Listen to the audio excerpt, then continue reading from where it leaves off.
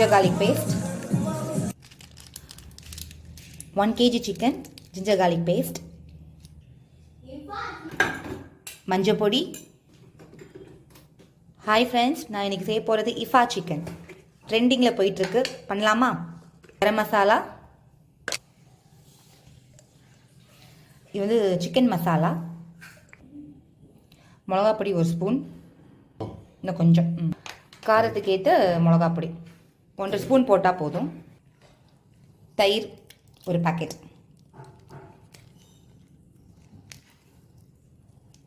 இந்த 10 ரூபாய் தயிர் பாக்கெட் இருக்கும் பார்த்தீங்களா, அதை 1 பாக்கெட் போட்டால் போதும் உங்களுக்கு.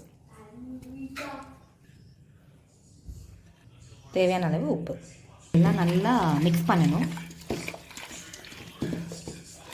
இது நல்லா மேரினேட் பண்ணி ஒரு 30 மினிட்ஸ் நல்லா மேரினேட் ஆகட்டும்.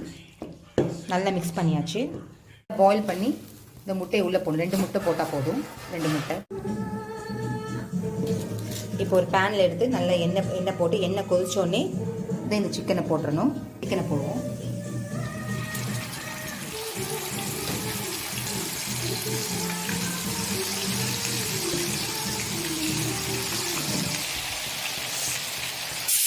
நல்லா சிக்கனை திருப்பி போடணும்.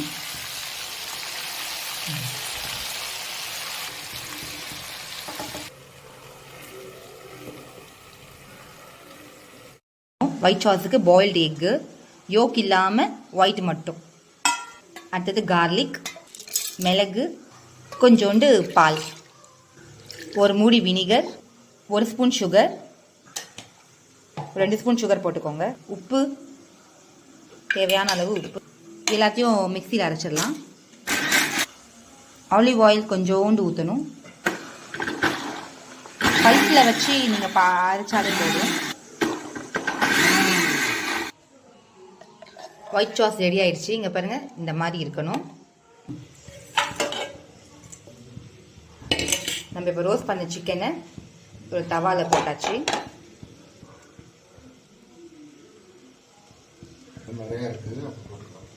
ஒயிட் சாஸ் நல்லா சிக்கன் மேலே ஊறி நல்லா கிண்டிடணும்.